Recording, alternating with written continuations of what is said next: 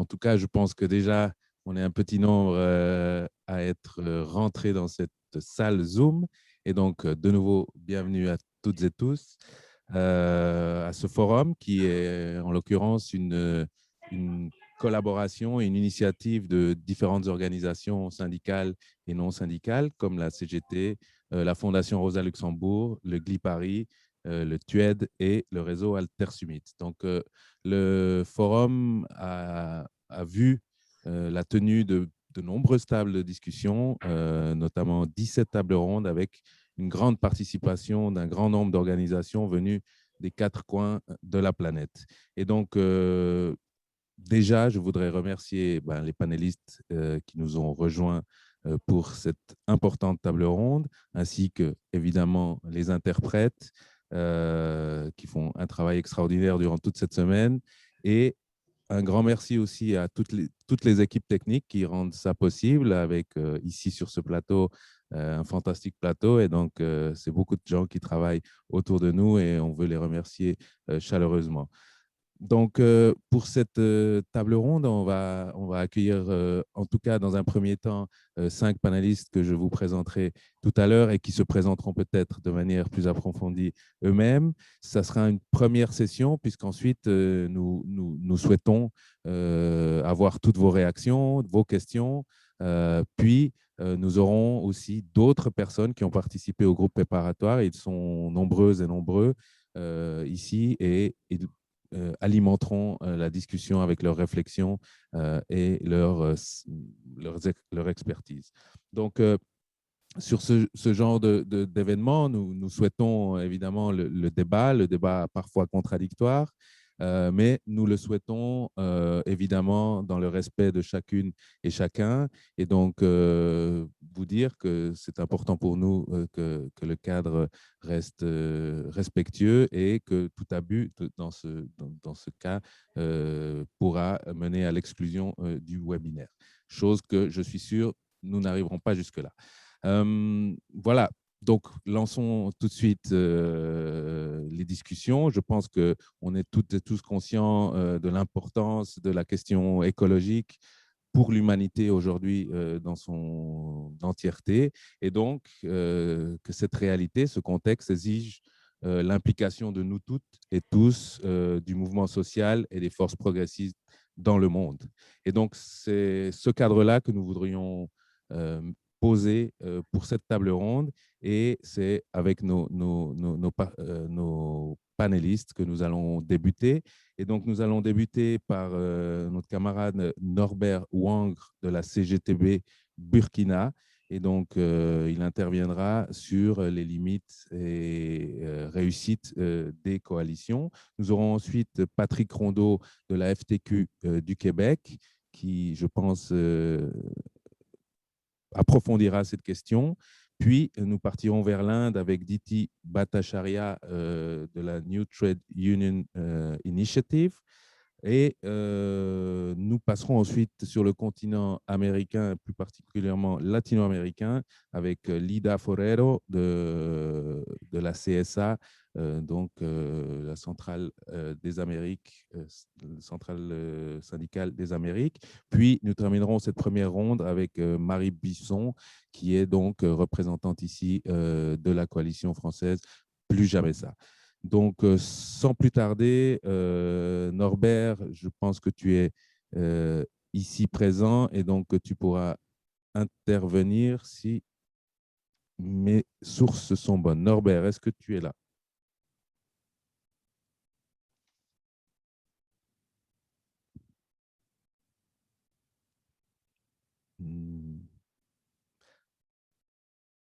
Apparemment, Norbert ne nous a pas encore rejoint. Alors, donc, du coup, je propose si toi, Patrick, tu pouvais lancer les débats et nous reviendrons ensuite vers Norbert qui sans doute nous rejoindra très vite. À toi, Patrick, merci. Merci beaucoup. Merci beaucoup de l'opportunité de pouvoir prendre la parole aujourd'hui devant vous. Patrick Rondeau, je suis conseiller syndical à l'environnement et à la transition juste à la Fédération des travailleurs et travailleuses du Québec. Je suis dans le mouvement syndical depuis maintenant 21 ans et je porte le dossier de l'environnement depuis 2000. 14. Écoutez, je vous dirais que donc je vais beaucoup me baser sur l'expérience que nous avons à la FTQ, sur les coalitions et les alliances. Je vous dirais qu'on a eu une prise de conscience importante à la FTQ en 2014, où on se rendait bien compte que cet antagonisme-là entre l'emploi et l'environnement, donc les tiraillements entre les syndicats et les groupes environnementaux, nous menait vers un cul-de-sac et que, en se faufilant entre les deux, tout ce qui est le monde des affaires, les investisseurs, ceux qui sont les actionnaires, etc. Donc, on s'est dit, il faut absolument cesser cet antagonisme et ouvrir le dialogue avec les groupes environnementaux. Donc, ça a été peut-être à la base un réflexe, mais surtout, c'était la nécessité de bâtir un rapport de force pour changer les choses. Et vous savez que là où nos adversaires ont de l'argent, nous, notre rapport de force repose sur le nombre. Et le nombre syndical, on s'est bien rendu compte qu'il n'était pas suffisant pour peser dans la balance. Donc, et on s'est rendu compte assez rapidement aussi qu'il fallait avoir des objectifs clairs sur lesquels atterrir pour ne pas rester dans le conceptuel. Donc, on s'est posé la question comment décarboner les milieux de travail, comment adopter des mécanismes appropriés de transition juste au Québec, comment adresser la question du financement et ultimement, comment transformer notre économie en utilisant la base comme mobilisation. Donc, pour atteindre cet objectif-là, nous avons mis en place deux modes de mobilisation que nous chérissons à la FTQ, la mobilisation interne et la mobilisation externe. La mobilisation interne, en fait, c'est tout notre pouvoir d'influence que nous pouvons avoir à l'intérieur de la machine. On peut le critiquer, ça va de soi, et pour cause à certains moments. Et pour ce faire, nous avons organisé en 2018 un sommet sur la transition juste où nous avons convié près de 300 personnes autour d'une table pour discuter d'un consensus possible autour de la transition juste, naturellement avec des alliés naturels et ce qu'on peut considérer aussi des adversaires, c'est-à-dire employeurs, chambres de commerce. Mais autour de la table, il y avait aussi scientifiques, jeunes, autochtones, environnementalistes et syndicalistes. Et ce dialogue-là nous a permis de dégager un consensus et de faire une pression à l'interne même au niveau du gouvernement. Lorsqu'il y a eu la crise du COVID, nous avons aussi participé à une initiative qui s'appelle le G15 ⁇ qui visait encore une fois à mettre des acteurs non naturels autour d'une table pour proposer au gouvernement du Québec une relance qui n'est pas business as usual parce qu'il faut des changements en profondeur. Donc, je vous dirais que cette expérience-là de dialoguer avec des employeurs, des chambres de commerce ou des investisseurs a porté fruit à certains niveaux, mais on s'entend que ça ne visait pas à lutter ensemble et surtout pas faire des changements en profondeur. Et ce besoin de lutte-là, il est nécessaire. C'est pourquoi nous exerçons aussi une mobilisation qui est externe, c'est-à-dire la mobilisation par la confrontation. Particulièrement à l'intérieur du Front commun pour la transition énergétique, un front commun qui s'est mis en place en 2016 au Québec et qui regroupe 90 organisations essentiellement environnementales, mais aussi citoyennes, droits humains et syndicats. Et c'est surtout à ce niveau-là là, que je peux parler des réalisations et difficultés entre les syndicalistes et les groupes environnementaux.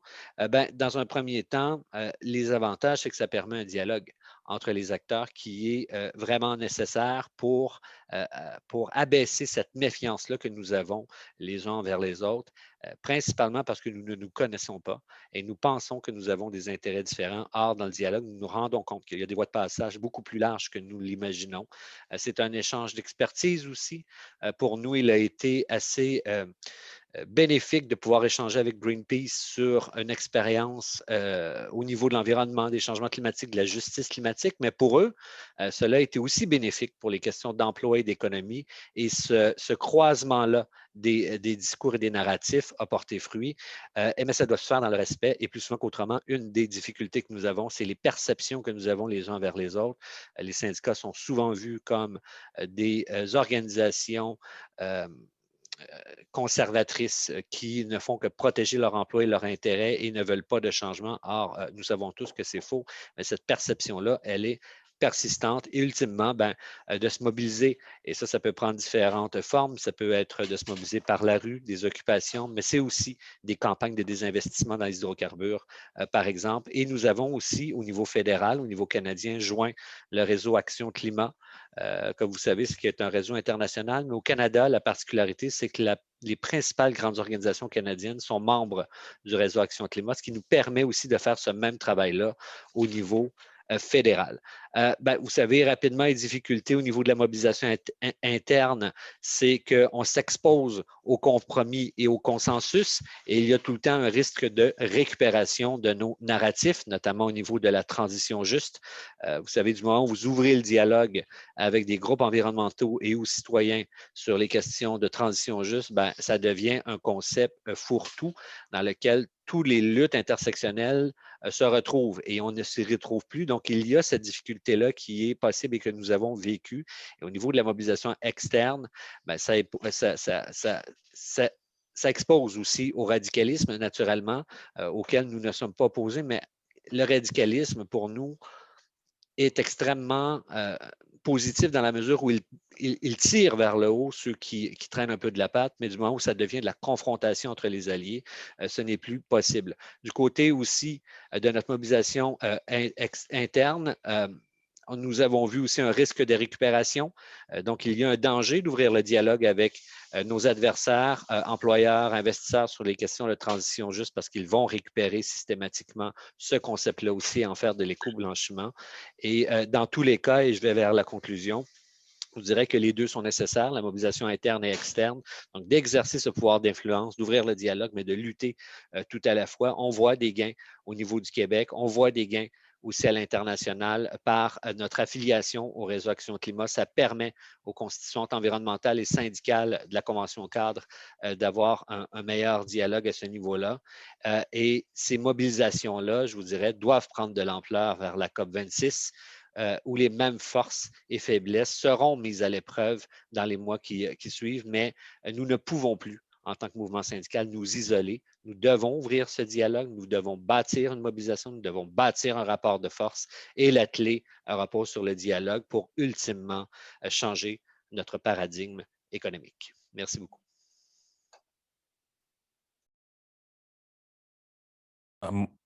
Voilà. Merci beaucoup, Patrick, pour la clarté de tes propos. Et sans attendre, donc, je passe la parole à Norbert Ouangre de la CGTB. Est-ce que, Norbert, tu es avec nous? Je t'ai vu tout à l'heure, donc je pense que... Normalement, il arrive. D'accord. Attendons 2 secondes.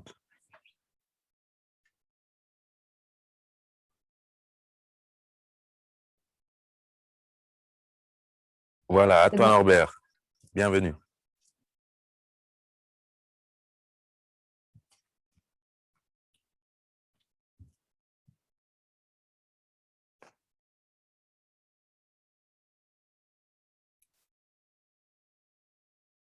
Norbert, tu nous entends? Et si oui, tu peux démarrer ton intervention.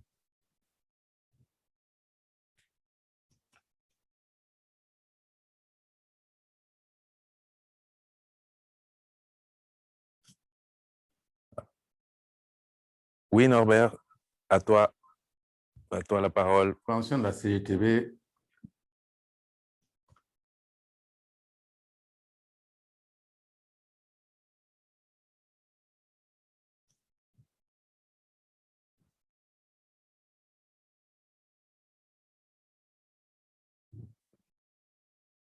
Norbert, nous t'entendons normalement, ton micro est ouvert, donc tu dois pouvoir parler.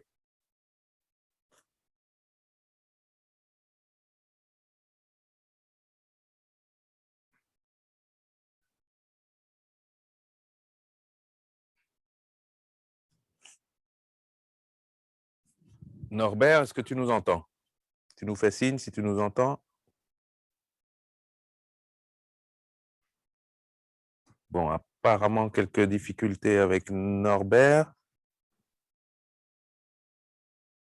Bon, je propose que du coup, on passe à l'intervention suivante. On reviendra avec Norbert, je sais que ça va marcher, j'en suis convaincu. Et donc, je passe la parole à Diti du NTUI pour une intervention toujours sur le même thème et nous la remercions d'être ici. À toi, Diti. Thank you. Okay. Merci.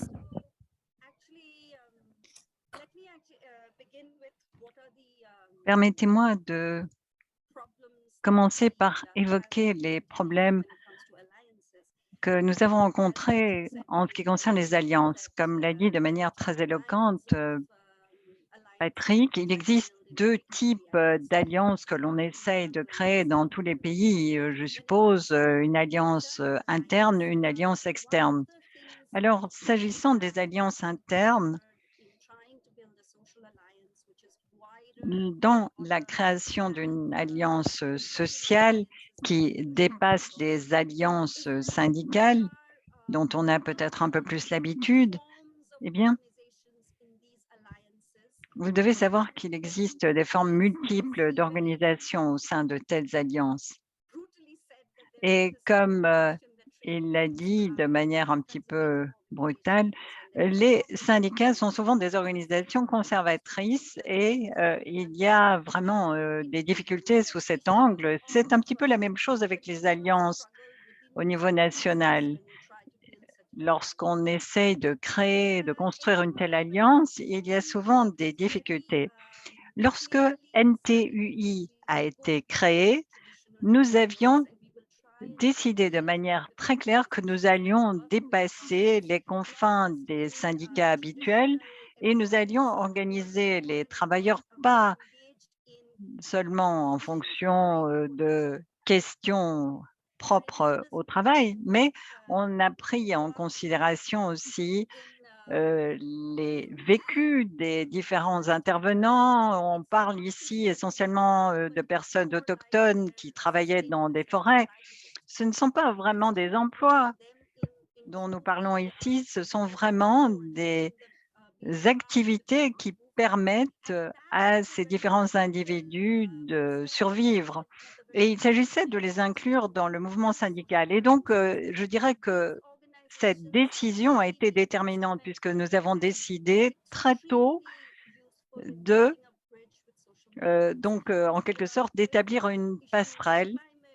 Nous avons établi des passerelles avec les mouvements sociaux qui sont actifs dans le domaine du climat, par exemple, et dans d'autres domaines.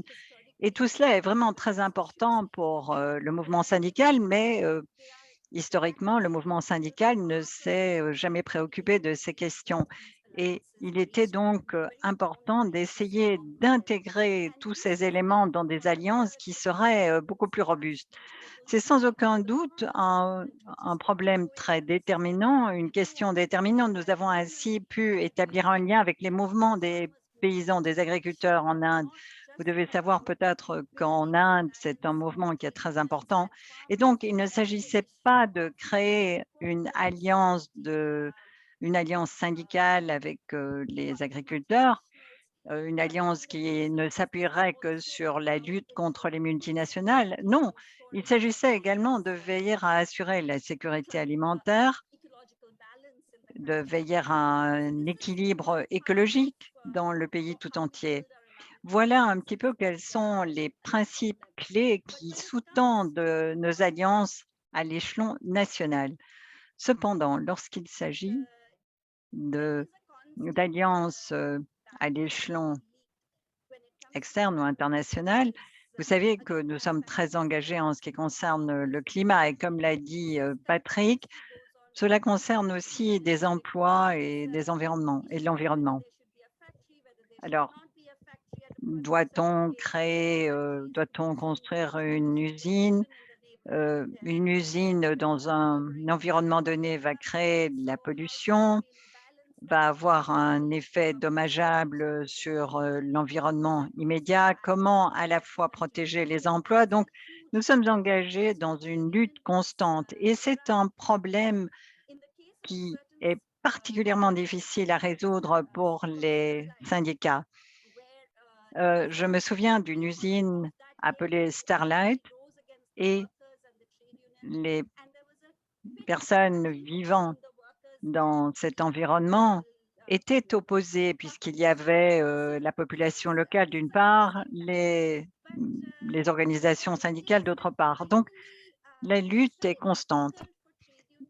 Il est en effet très difficile pour les syndicats, même aujourd'hui, de comprendre qu'il ne s'agit pas véritablement d'une opposition entre la préservation des emplois et la protection du climat.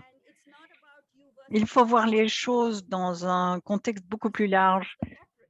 Ça ne concerne pas l'opposition immédiate entre vous contre nous, non. Cela concerne plutôt l'opposition par rapport aux grandes entreprises. Alors, qu'essayons-nous de faire en ce qui concerne l'extérieur? En fait, nous essayons de nous diriger vers des alliances à l'échelon international et nous essayons de relier les personnes qui travaillent dans l'hémisphère sud afin de les relier avec ceux qui habitent dans l'hémisphère nord. Et dans l'hémisphère sud, il s'agit par exemple de travailleurs qui travaillent dans l'industrie textile. Il y a effectivement de très mauvaises conditions de travail tout au long de la chaîne logistique. Alors, lorsqu'on a commencé à parler des conditions de travail, nous nous sommes rendus compte que ce n'était pas là le seul sujet, mais on s'est rendu compte effectivement que de mauvaises conditions de travail aboutissaient à un environnement qui était également néfaste. Par exemple, dans une industrie où les conditions de travail sont mauvaises, où il y a beaucoup de déchets toxiques, où il y a beaucoup de poussière, où l'environnement de travail est vraiment de piètre qualité, cela aboutit à des problèmes liés à l'emploi, mais aussi à la protection du climat. Et donc, nous avons trouvé des sujets où il était possible de trouver des terrains communs. Et cela nous a permis de dépasser l'approche qui se fondait sur les conflits entre l'hémisphère nord du monde et l'hémisphère sud. Nous avons donc été en mesure de démontrer qu'il ne s'agissait pas d'une opposition bilatérale, que ce soit entre le nord et le sud, non. Il s'agissait de se rendre compte que l'opposition était à l'égard des grandes multinationales qui exploitent les travailleurs et qui en plus ont un effet dommageable sur l'environnement. Et c'est là que nous avons trouvé un fondement pour notre alliance. Donc, cela nous a permis de travailler, c'est-à-dire que le nord, l'hémisphère nord et l'hémisphère sud sont parvenus à travailler ensemble. Donc, voilà un petit peu la stratégie que nous avons adoptée. Mais la marche est encore longue, le chemin à parcourir est encore très long. Il y a, avant de terminer, un élément que j'aimerais mettre en lumière, à savoir que lorsque nous parlons d'alliance sociale ou lorsqu'on parle de plateformes qui s'intéressent au changement climatique ou à d'autres questions sociales, on se rend compte que dans l'hémisphère sud, en particulier, bon, c'est peut-être également un problème dans l'hémisphère nord, mais je dirais que dans l'hémisphère sud, la structure de gouvernance est encore plus systématique. Je dirais donc que ces plateformes souvent sont dominées par de grandes ONG. Ces grandes ONG se trouvent sur ces différentes plateformes. Elles essayent en quelque sorte de dominer les échanges qui sont réalisés dans ces plateformes et les ONG dirigent le débat sur base de certains apports, de certains financements. Alors, il y a aussi des organisations qui ont un poids du fait qu'il y a de nombreux membres qui adhèrent à telle ou telle association. Et ces associations n'ont aucun moyen d'avoir droit au chapitre et elles se retrouvent mises à l'écart. Donc, il y a vraiment une certaine bataille, une certaine lutte. Ces NGO sont tellement puissantes que les différentes alliances à un niveau inférieur n'ont pas droit au chapitre. Elles n'ont pas la possibilité d'intervenir. On ne parvient jamais à trouver un dénominateur commun minimum et il y a toujours un impact dominant de la part de ces grandes ONG. Il n'y a pas véritablement de lieu où il est possible de se parler les uns les autres, de se respecter les uns les autres. Donc, je dirais qu'il y a une sorte d'associativisation de ces plateformes.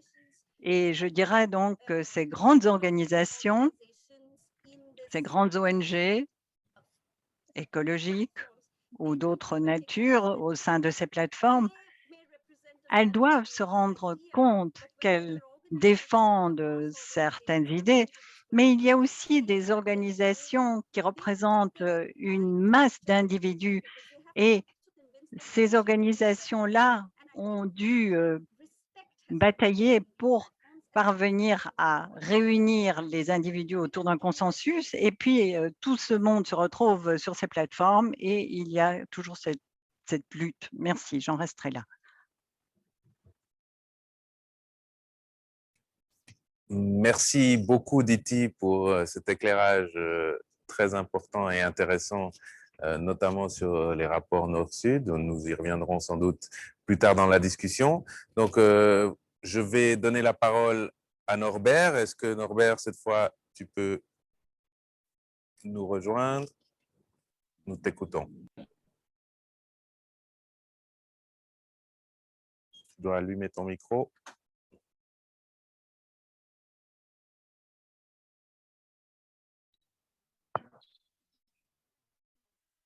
Allô? Nous Allô? t'entendons. Vous m'entendez? Ok. Désolé, c'est vraiment technique.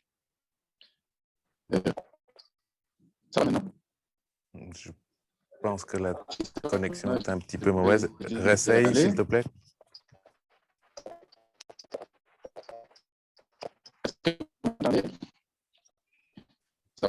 Ça va toujours pas?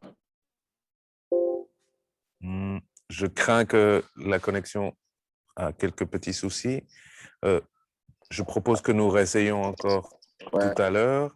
On a encore quelques prises de parole maintenant et donc il me semble que c'est un peu saccadé.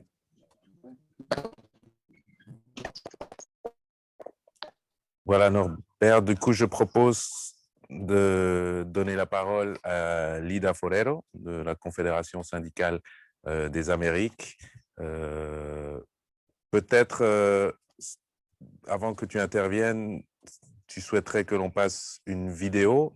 Est-ce que tu veux qu'on la passe avant ou ensuite à tes propos? Lida? Hola, hola, buen día. Si podemos poner el video. Oui, bonjour, nous pouvons faire passer cette vidéo. Alors, je vais demander la vidéo Historias de la Jornada. Merci.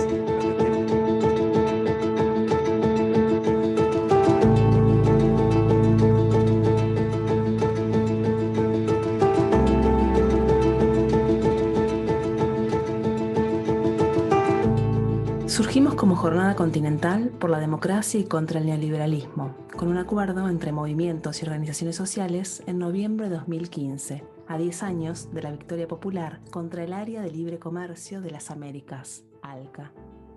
Nos propusimos la premisa fundamental de unidad en la diversidad, con el principio de construcción de confianza como base de acción y movilización articulada, en defensa de los derechos de los pueblos. En ese entonces construimos la lectura política de ese periodo histórico, coyuntura y contexto que facilitó la definición de ejes de trabajos comunes, rechazo al libre comercio y a las transnacionales, y defensa de la democracia e integración regional para la soberanía de los pueblos. Como ejes transversales indiscutibles y necesarios para llevar adelante ese trabajo, definimos el feminismo y la justicia ambiental. Todos estos ejes se convirtieron en los aspectos centrales para enfrentar la crisis y sus múltiples responsables. El surgimiento de la Jornada Continental en 2015 fue al mismo tiempo la ratificación de nuestra decisión como organizaciones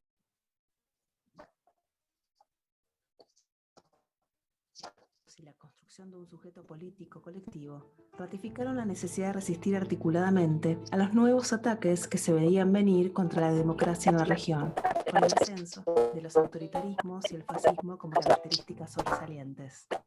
Los golpes de Estado, juicios políticos y procesos judiciales contra presidentes de izquierda, criminalización de la protesta social, represión, persecución de dirigentes sociales y asesinatos, autoritarismos, aumento de la violencia contra las mujeres, entre otras cosas,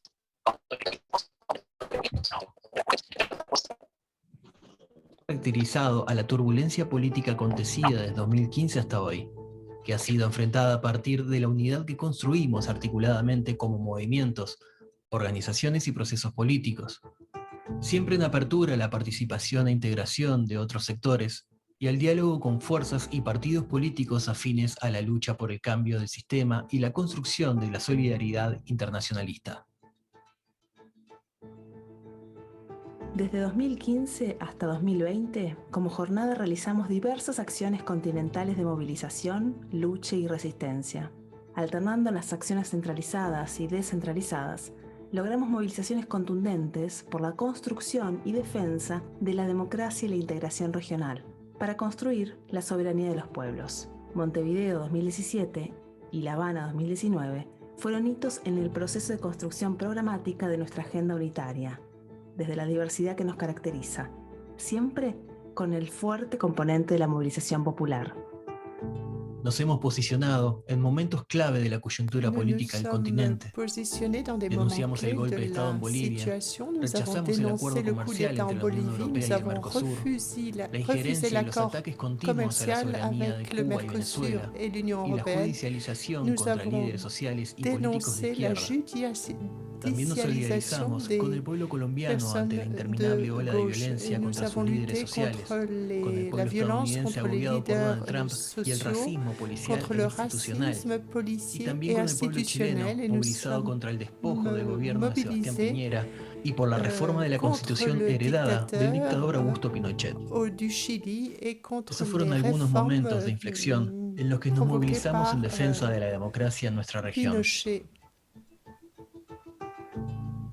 Ante la crisis global de la salud, producto del neoliberalismo que ha llevado a la humanidad a la pandemia de la COVID-19, continuamos el proceso de articulación y solidaridad internacionalista de nuestra jornada continental. Afianzamos nuestro sujeto político popular y colectivo.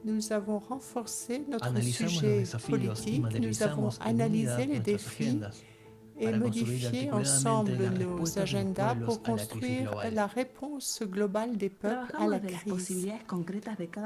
Nous avons profité des possibilités de chacun des mouvements et nous avons articulé nos actions de soutien au peuple dans des moments de graves difficultés dans le cadre du confinement et de l'état Esas d'exception. estrategias han buscado evitar los levantamientos populares en curso desde 2019, que en las calles han enfrentado el capitalismo y su fase neoliberal con movilizaciones permanentes. Capitalisme et sa phase néolibérale. Siguen hoy vigente nuestros principios Nos principes fondamentaux sont toujours en vigueur.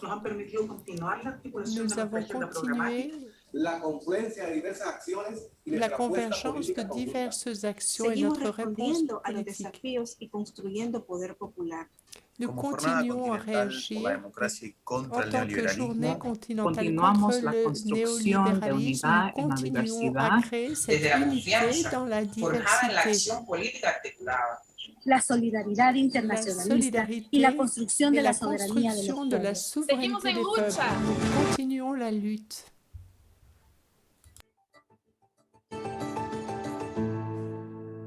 Voilà, nous revoilà. Donc, d'abord, nous excuser pour quelques petits soucis d'interprétation. C'est vrai qu'en lançant la vidéo, on n'avait pas pris en compte toutes les choses. Et donc, merci aux interprètes qui se sont lancés dans l'interprétation. Et alors maintenant, je vais passer la parole à Lida Forero pour quelques commentaires, peut-être sur la vidéo et sur d'autres choses. Lida, à ti. Buen día, muchas gracias. Y en primer lugar, un saludo por parte de Bárbara Figueroa, la secretaria de Desarrollo Sustentable de la Confederación Sindical de las Américas. Ella era quien iba a estar participando hoy, pero desafortunadamente tuvo un problema de último minuto, entonces me ha pedido que esté aquí con ustedes porque nos interesa mucho poder compartir esta experiencia en la construcción de alianzas que hemos venido aportando y apostando. En matière, je suis désolée, je dois te couper. Il n'y a pas de traduction. Voilà, est-ce que vous entendez l'interprétation vers le français? Désolée, il y a eu un petit problème de... Nous t'entendons. Merci. Bon. Lida, por favor, puedes seguir. Lida.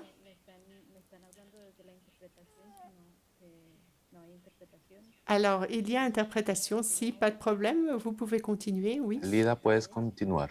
Lida. Alors, nous souhaitons partager cette expérience avec vous et nous enrichir des expériences d'autres régions dans ce processus de construction d'alliances. J'aimerais vous dire que la Confédération syndicale des travailleurs et travailleuses des Amériques est l'expression continentale de la Confédération syndicale internationale. Nous avons un syndicalisme socio-politique, c'est-à-dire qu'il y a différentes composantes et la question de l'environnement est proche dans tous les travaux que nous avons commencés depuis la création de la CSA. La notion de développement est une notion indéniable. Pour réfléchir au développement, il faut un développement durable qui implique, qui met au cœur la vie et le travail productif et reproducteur également qui affecte les femmes. Cette vision réaffirme les notions de travail décent, la distribution des richesses, la participation de tous, l'égalité de genre, la justice sociale et la justice environnementale et une juste transition. Dans le cadre de ce développement durable, il y a la dimension politique, économique, sociale et environnementale. Et nous n'avons donc pas de vision limitée qui nous placerait loin de la nature, mais au contraire, nous faisons partie de la planète et c'est à partir de là que nous voulons ce lien entre l'environnement et la société. C'est une relation qui passe par le travail avec les différentes formes de traitement de la nature.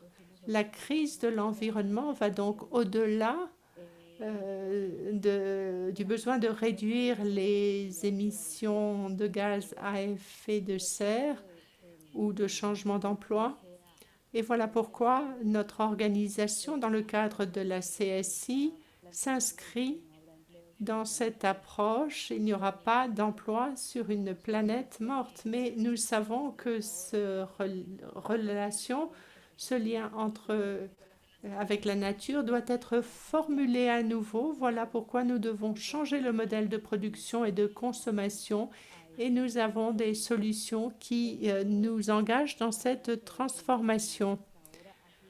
Eh bien, tout cela a été construit par le biais d'alliances. Depuis 2014, nous avons créé cette plateforme de développement des Amériques pour dépasser cette vision minimaliste du développement qui met la croissance au centre et au contraire, nous voulons inclure la justice environnementale, la sécurité ou la souveraineté alimentaire, l'intégration régionale, les droits du travail. Tout cela doit être au centre de cette vision d'un développement durable. Notre programme politique met l'accent sur le besoin de changer de paradigme du capitalisme. C'est une construction qui est passée par le dialogue avec des organisations sociales, avec des alliés, y compris le mouvement des paysans, le mouvement des femmes, de l'environnement, le mouvement contre la dette. C'est un dialogue qui s'est construit au fil des ans, qui a enrichi notre compréhension de la perspective environnementale et qui a permis de renforcer des alliances politiques comme dans la campagne contre l'accord de libre-échange. Il y a, au cours de cet effort, ce qui se passe au niveau de la CSI et avec l'échange d'autres organisations régionales, le Transnational Institute par exemple, ou la participation au travail des syndicats pour la démocratie, ce qui nous a permis d'arriver à une position que nous avons présentée dans la Convention des Nations Unies sur le changement climatique. Ce qui est important, ce sont les conférences sur l'énergie. Il y en a eu 3 et qui ont permis de mieux comprendre la perspective de l'environnement. Ces conférences nous ont permis de trouver des points de rencontre, des différences également, pour savoir comment nous pouvions avancer ensemble dans ce domaine. Quant aux alliances, il convient de souligner le processus de la journée continentale contre le néolibéralisme que nous avons présenté dans la vidéo. Cette alliance permet une pollinisation croisée au niveau environnemental, au niveau du travail, ce qui permet de renforcer notre position dans cette construction commune. Cette journée arrive à un moment d'inflexion pour les Amériques lorsqu'on commémore les 10 ans du traité que nous avons mentionné. Cela nous permet de faire face à cette avancée de plus en plus forte de la droite contre les droits des travailleurs. Voilà pourquoi le nom, cette journée, permet de revendiquer la défense de la démocratie et la lutte contre le néolibéralisme. Nous avons pu créer de la confiance, des liens au fil du temps face à différentes situations qui apparaissent depuis 2015, comme nous avons pu le montrer dans la vidéo. Cette journée, c'est une construction qui croit dans la diversité. Tout le monde ne doit pas penser pareil. Toutes les organisations ne sont pas forcément d'accord, mais nous avons un accord de programme. Nous unons nos forces pour changer cette réalité que sont les attaques contre la classe des travailleurs.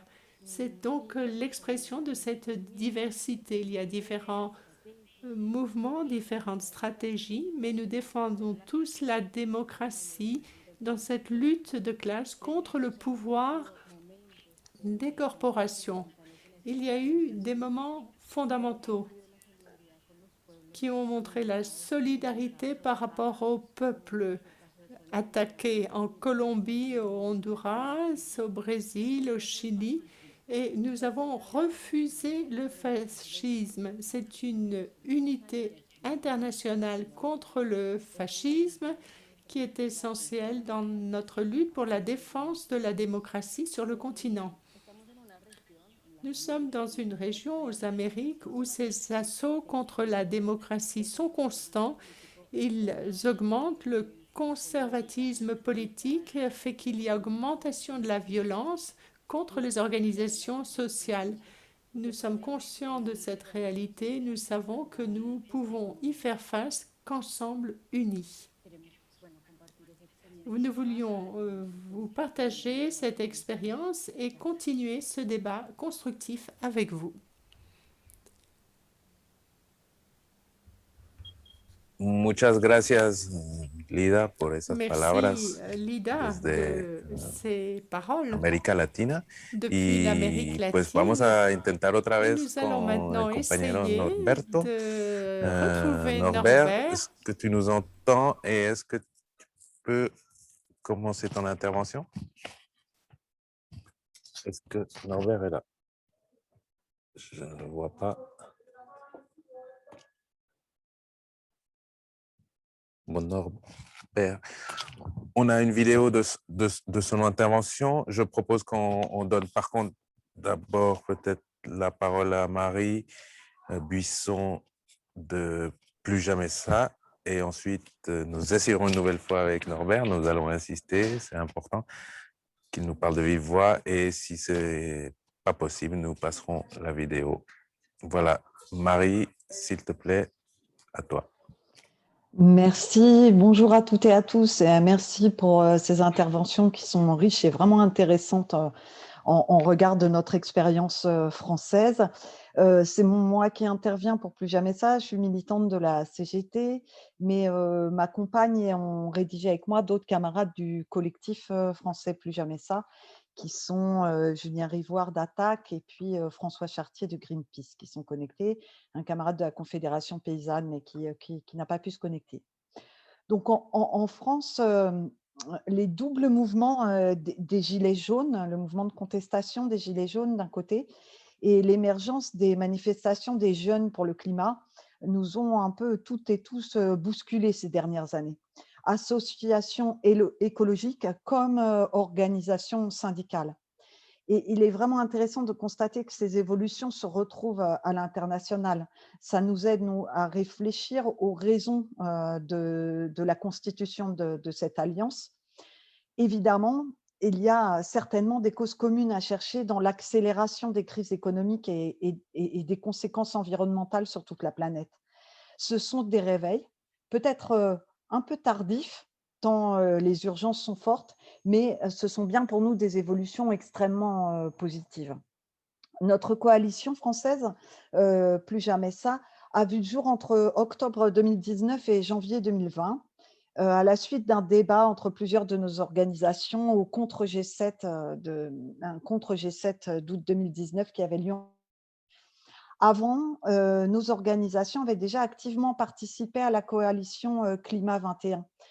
Plus de 130 organisations avaient travaillé pendant plus d'1 an ensemble à l'occasion de la COP 21. L'alliance s'était construite à un certain niveau de généralité en termes de discours ou en termes d'initiative. Chaque organisation souhaitait vraiment conserver son agenda propre. Les organisations syndicales travaillaient davantage sur les enjeux de la transition juste pour les travailleurs et les travailleuses, tandis que les organisations environnementales se concentraient, elles, davantage sur tel ou tel aspect revendicatif centré sur l'environnement. Tout le monde était regroupé quand même sous un parapluie commun et l'organisation d'une manifestation. Donc un cadre commun très positif, mais sans agenda partagé en termes de propositions, ni même de campagne un peu concrète sur des sujets. Plus récemment, et dans la suite, se sont construits des appels communs locaux et nationaux, ponctuels, aux mobilisations climat sous un mot d'ordre qu'on a gardé dans notre coalition, qui est fin du monde, fin du mois, même combat. Aujourd'hui, nous ne sommes plus du tout dans la même configuration. Dans les propositions portées aujourd'hui, dans les 34 mesures du plan de sortie de crise proposé ensemble en mai 2020, ou dans le rapport plus récent de mai 2021 intitulé « Pas d'emploi sur une planète morte », nous sommes au-delà des grands principes ou de la défense des valeurs.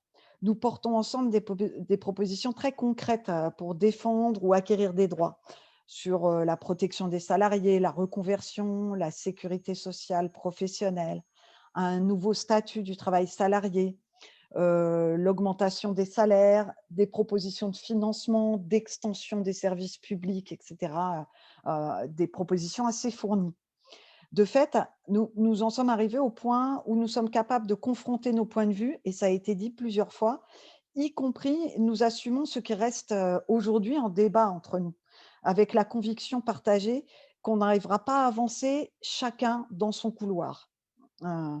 D'autre part, avec ces productions, nous démontrons aussi que nous sommes capables de nous opposer ensemble à un capitalisme néolibéral qui exploite tout à la fois l'humain et la nature, tout en allant au-delà de l'opposition et en traçant des pistes pour une autre société et un avenir désirable pour toutes et tous. Tout d'abord, Plus Jamais Ça est une alliance construite au niveau des organisations et notamment de leur direction nationale. C'est une construction qui a des acquis précieux en termes de compréhension des cultures militantes, mais nous savons bien qu'aussi intéressantes soient-elles, nos propositions n'auront que peu d'impact si nous n'arrivons pas à construire les dynamiques au niveau local, à la base, en mettant en mouvement les travailleurs, les travailleuses et l'ensemble de la population. C'est une condition pour construire le rapport de force dans et à l'extérieur des entreprises ou des services publics dans lesquels nous sommes présents. C'est le sens et l'intérêt des batailles menées, par exemple, des batailles concrètes que nous avons menées ensemble cette année, par exemple pour le maintien de l'activité de l'entreprise de papeterie de la Chapelle d'Arblay ou contre la multinationale Total et son entreprise de greenwashing à la raffinerie de Grandpuits. Je m'excuse auprès du camarade québécois, c'est éco-blanchiment, je dirais. Voilà un peu, c'est une condition, ces luttes-là, c'est pour nous une condition pour engranger des victoires qui peuvent être à même de convaincre celles et ceux qui doutent de l'intérêt de cette alliance, voire qui s'y opposent, mais surtout pour développer des dynamiques localement. Et c'est une condition pour donner du corps à nos propositions, permettre qu'elles infusent dans la société et évidemment une arme pour mener la bataille des idées à une grande échelle. Cette construction est en cours. Il existe aujourd'hui 30 collectifs locaux plus jamais ça recensés en France, construits en à peine un an au cours des différentes périodes de la crise sanitaire, de confinement, de couvre-feu, etc. Au vu du contexte, c'est donc très positif et c'est la marque, à notre avis, d'un réel potentiel, d'une envie qu'il s'agit d'alimenter et de développer. Évidemment, cette implantation territoriale est à ce jour insuffisante. 35, ça ne couvre pas l'ensemble du territoire et un certain nombre de collectifs peinent à trouver des modalités d'action commune, d'organisation. Mais nous avons quand même pu réunir récemment 25 de ces collectifs, malheureusement en visioconférence, vu les contraintes sanitaires. Et cette réunion, évidemment, nous a permis, bien sûr, de valider la démarche nationale engagée depuis 1 an et demi, mais elle a aussi permis de dégager de nouvelles pistes de réflexion et de lutte autour d'enjeux déjà présents, mais qui ont besoin d'être renforcés. En tout cas, c'est une demande de nos collectifs locaux. C'est le cas, par exemple, des enjeux autour de l'alimentation, sa production, sa transformation et sa distribution. Extraire ce besoin essentiel des logiques capitalistes et productivistes apparaît comme une priorité et comme un levier local pour proposer des alternatives pertinentes et immédiatement perceptibles par la population. Les enjeux démocratiques ont également été largement soulignés, comme ça a été dit aussi déjà dans plusieurs interventions, avec peut-être le besoin de construire localement des projets en rupture avec des orientations économiques nationales et en faisant vraiment participer la population à partir des besoins et des ressources de chaque territoire, chaque région. Évidemment, il y a le risque de fourre-tout qui a été souligné, je crois, par Patrick, et l'idée que notre alliance pourrait devenir le recours pour tout. Or, nous sommes quand même centrés sur les questions du travail et de la transition. Mais cet enjeu démocratique, on ne peut pas l'ignorer non plus. Il est d'autant plus fort que la montée du populisme et du nationalisme, qui est à l'œuvre dans de nombreux pays, menace aussi en France dans les mois à venir. Toute cette expérience, elle n'est ni simple, ni aboutie. Ce projet repose sur la conviction et l'énergie militante de trop peu de monde. Et les débats restent importants dans chacune de nos organisations sur la pertinence de la démarche engagée. Mais localement et nationalement, l'expérience nous semble aussi une expérience militante et humaine très riche. Et je crois que c'est revenu aussi dans pas mal d'interventions. La mise en commun, dans un cadre souple mais pérenne, construit quand même, de nos cultures militantes nous enrichit. Elle est fraternelle et elle se fait dans la confiance réciproque. Loin de peser sur nos organisations ou d'effacer nos activités et nos revendications propres, elle nous rend chacune plus pertinent pour analyser les enjeux socio-économiques et environnementaux de la période.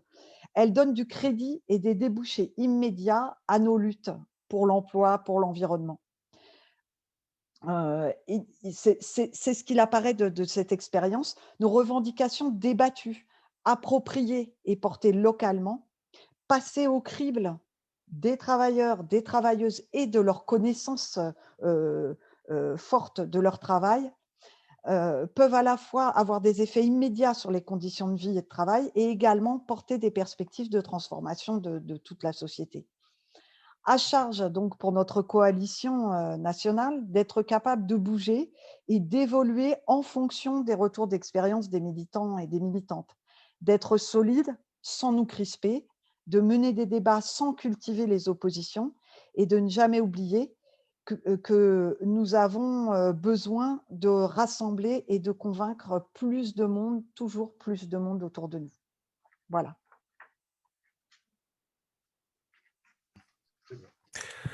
Merci beaucoup, Marie, pour cette analyse rapprochée des dynamiques aussi internes de la coalition qui sont très, très intéressantes. Donc, je vais une dernière fois essayer d'avoir Norbert. Je ne sais pas si tu es là, Norbert, tu nous entends? Sinon, nous avons une vidéo, son message a été enregistré et donc je demanderai aux interprètes si c'est possible donc d'interpréter les paroles de Norbert de la vidéo. Non, je ne vois pas Norbert, donc je propose que l'on lance la vidéo. Merci à l'équipe. Pension de la CETV dans le cadre du groupe Coalition et Alliance. Salut camarades. Pour toute organisation qui se bat, la question des alliances est d'une importance toute particulière. Elle s'impose pour deux raisons essentielles. Au niveau national, sur un même champ d'activité, on enregistre généralement une multitude d'organisations.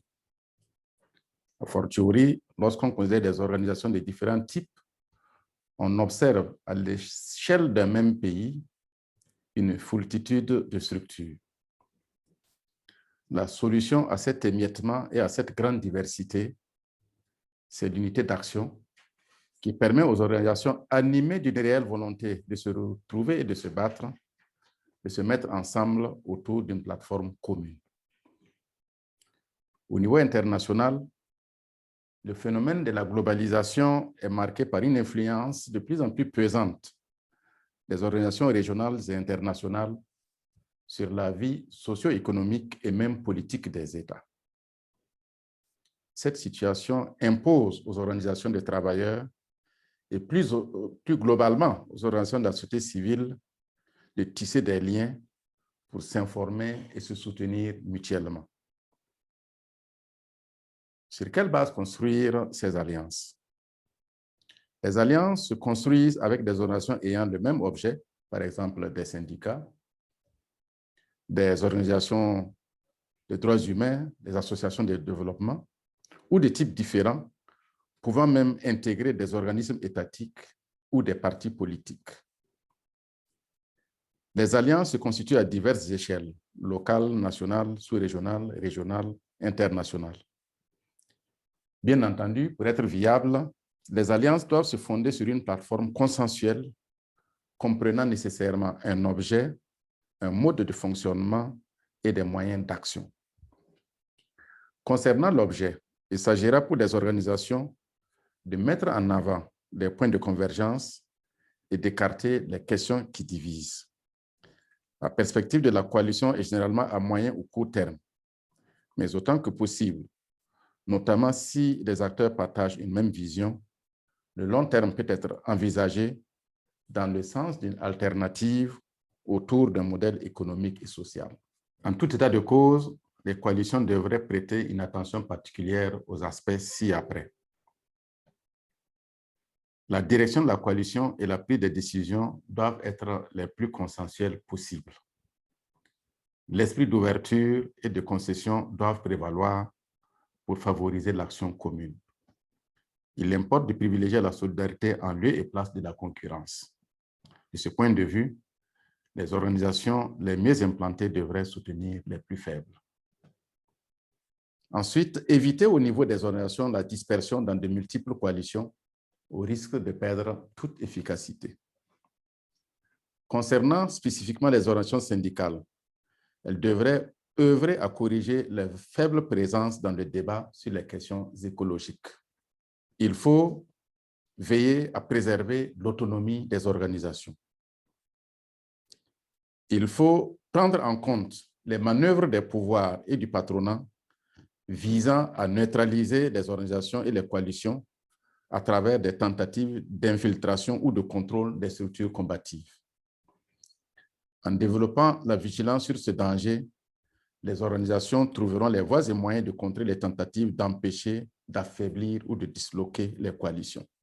S'appuyer au maximum sur les masses populaires en les impliquant aussi bien dans la réflexion que dans les décisions et surtout les actions. Ces masses populaires regorgent d'énergie et de génie qui peut permettre de déplacer des montagnes. Pour terminer, la CETB adresse son salut militant à l'ensemble des organisations qui prennent part à la conférence. Elle réitère ses félicitations et remerciements aux initiateurs pour cette initiative heureuse qu'ils ont prise d'organiser ce Forum syndical international des transitions écologiques et sociales. Vive la solidarité internationale. En avant pour une unité d'action des organisations qui se battent pour le progrès économique et social, pour un environnement sain au service de l'humanité. Je vous remercie.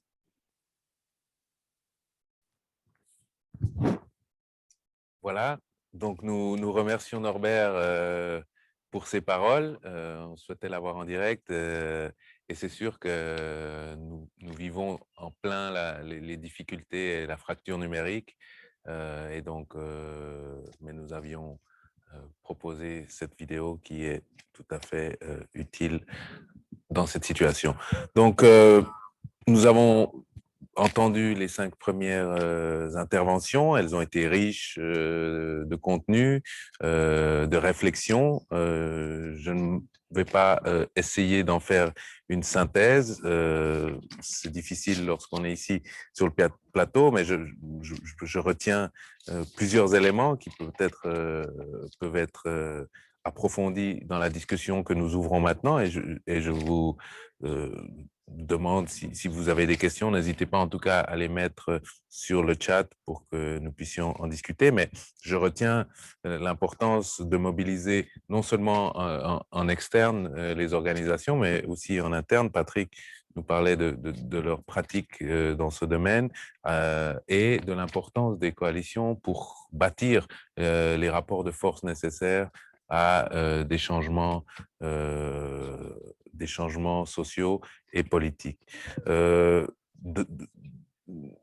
là, j'ai retenu les difficultés et parfois les contradictions qui peuvent se poser, notamment au niveau local, lorsqu'on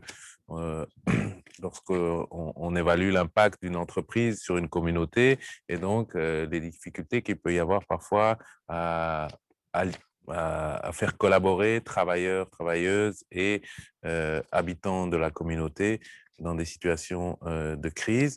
La question importante de la représentativité des organisations, de leur poids, non seulement financier, évidemment, mais surtout représentatif en termes de membres, de communautés représentées. J'ai retenu aussi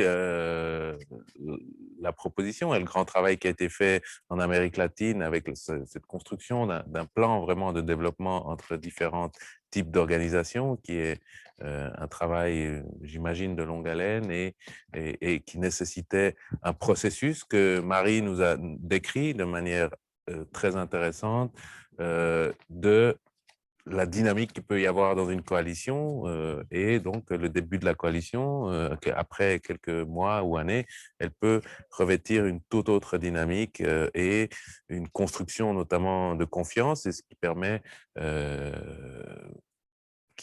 aussi de construire les revendications et tous les éléments revendicatifs d'une coalition.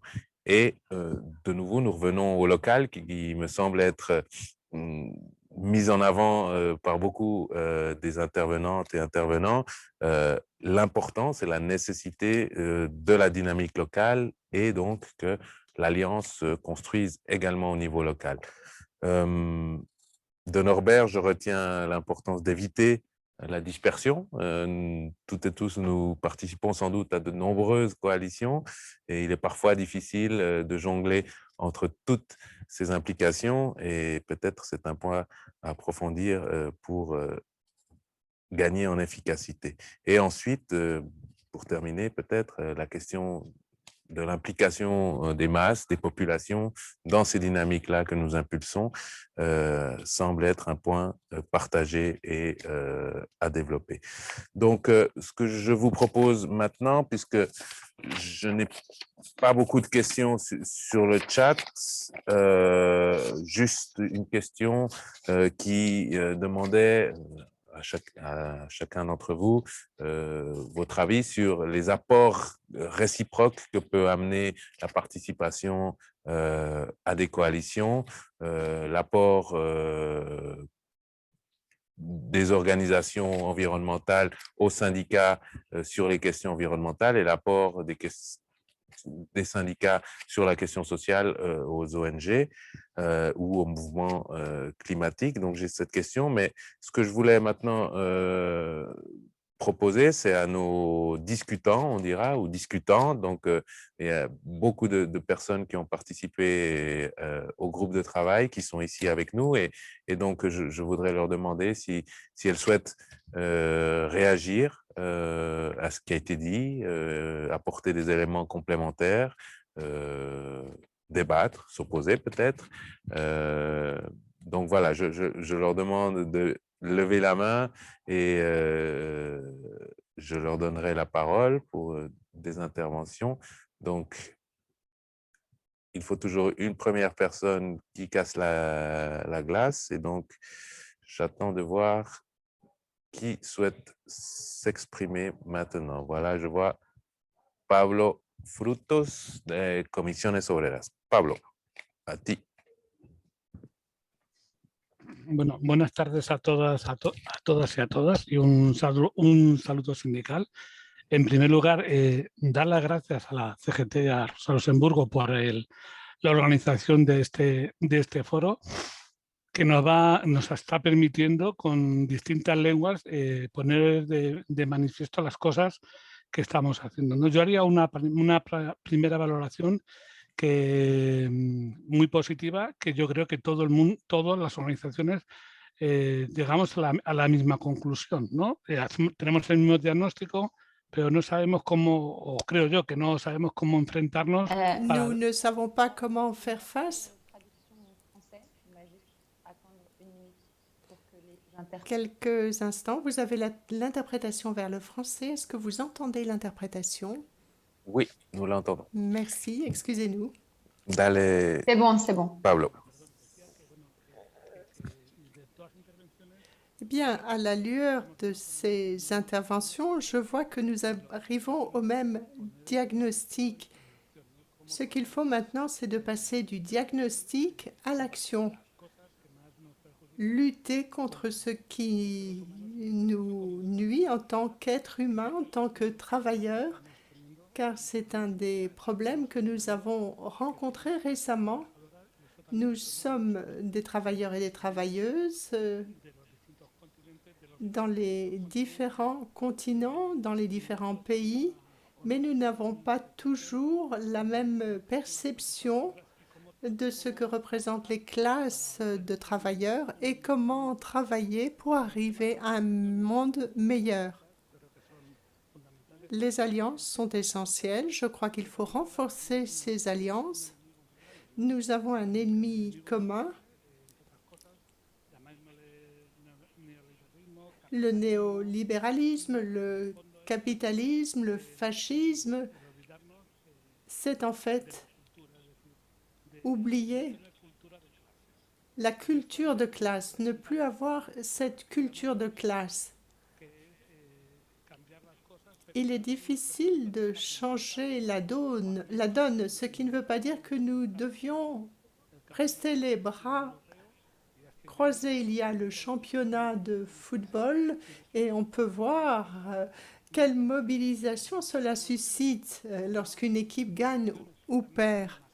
Alors qu'il y a des actions qui sont très importantes dans d'autres pays et cela ne suscite pas tellement de mobilisation. Donc c'est un problème qu'il faudra résoudre ensemble et ce n'est pas facile. Autre exemple, faisons attention au langage utilisé car avec la pandémie, On parle d'un retour à la normalité. Or, si nous avons fait un diagnostic et nous disons que ce que nous vivons n'est pas juste, eh bien, effaçons ce mot « normalité » car nous ne voulons pas ce retour à la normalité. Nous voulons autre chose. Et avec toute mon affection pour Romain, il a parlé de respect. Je crois que dans notre organisation, nous devons avoir ce respect des personnes et non pas des idées. Aux idées, les idées, il faut lutter contre. Car avec cette idée de respect, les mouvements fascistes progressent, notamment en Europe.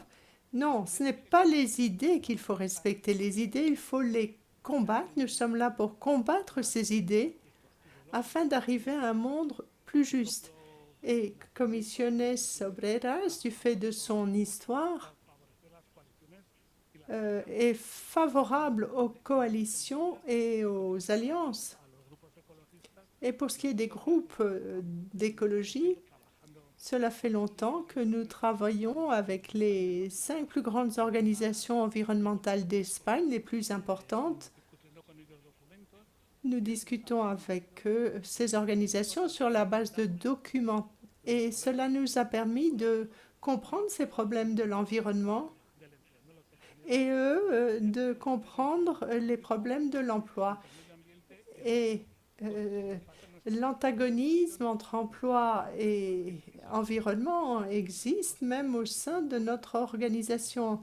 Nous savons que dans le processus d'une juste transition, il y a des secteurs mûrs mais pollueurs qui vont perdre de l'emploi. Il y aura d'autres secteurs qui, eux, vont récupérer de nouveaux emplois. Mais il faut avoir un dialogue constant pour nous convaincre que cette situation ne peut pas durer, qu'il faut trouver des solutions sur la base d'un consensus.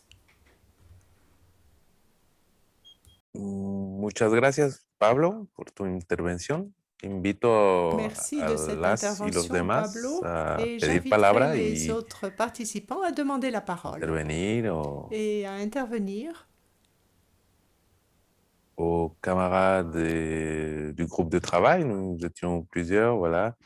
N'hésitez pas, je pense que... José Luis Rivera voudrait intervenir. José Luis, querías intervenir? Bienvenido. Bienvenue, José Luis. Bonjour, je suis José Luis Rivera et je vous parle au nom de la Confédération syndicale de Galice. Les coalitions c'est un instrument très utile pour faire face aux problèmes dans le domaine de l'environnement, les conditions de travail, etc. Mais elles sont indispensables à nos yeux. Pour ce qui est de l'action syndicale, pour ce qui est des mouvements sociaux, c'est impossible d'avoir une lutte contre une agression sur les conditions de travail, l'environnement ou l'économie. Il est impossible d'agir sans une implication directe de la société. Et en fait, il faut socialiser les conflits, c'est-à-dire pas simplement informer, mais faire participer toute la société, toute la communauté affectée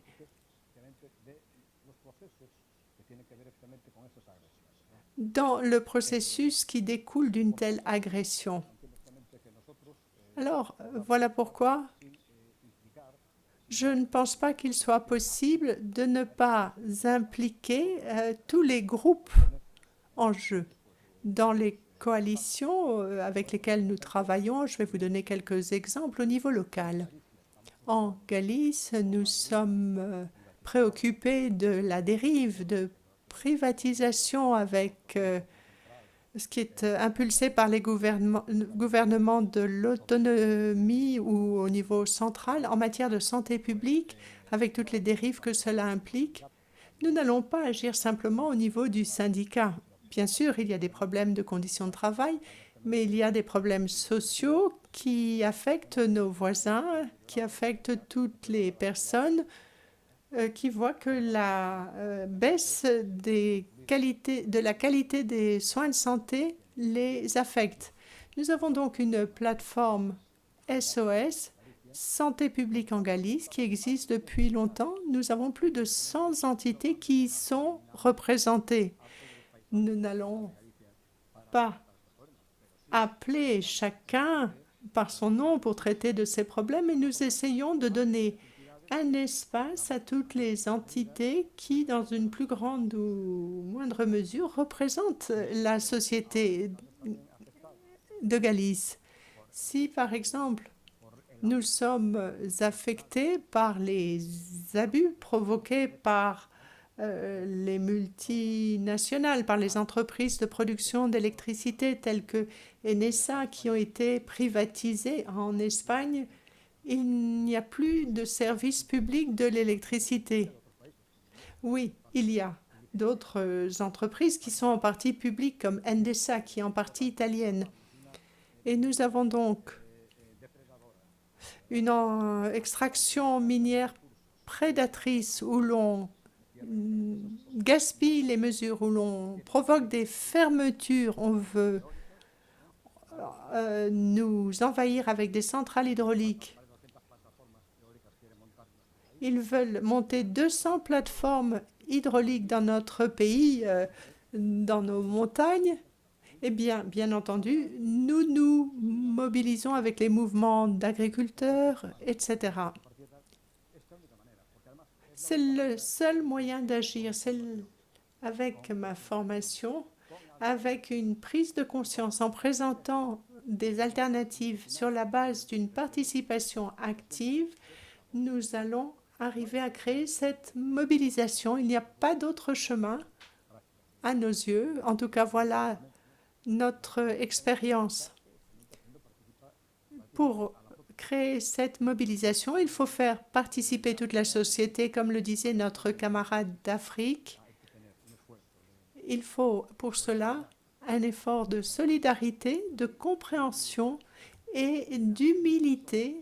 J'insiste sur cette humilité car nous avons pris part à de nombreuses plateformes et les décisions sont pratiquement toujours prises sur la base d'un consensus. Les organisations les plus fortes doivent veiller aux autres et nous devons être critiques à l'égard des coalitions qui, au lieu d'être des coalitions solidaires, sont des groupes d'élite où il faut avoir un certain pédigré pour adhérer. Donc, oui aux coalitions, oui pour faire participer la société dans toutes ces luttes.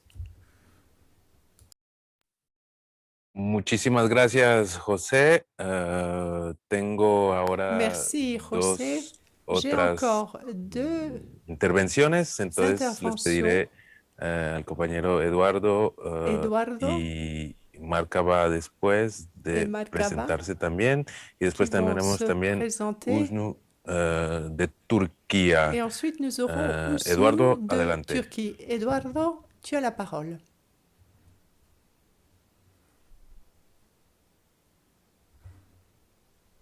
Eduardo, tienes que poner el micro.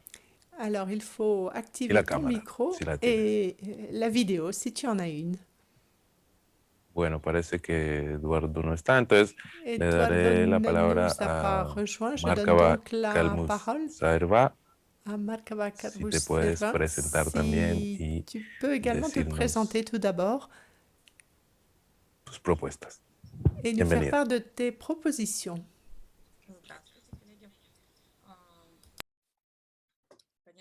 Merci.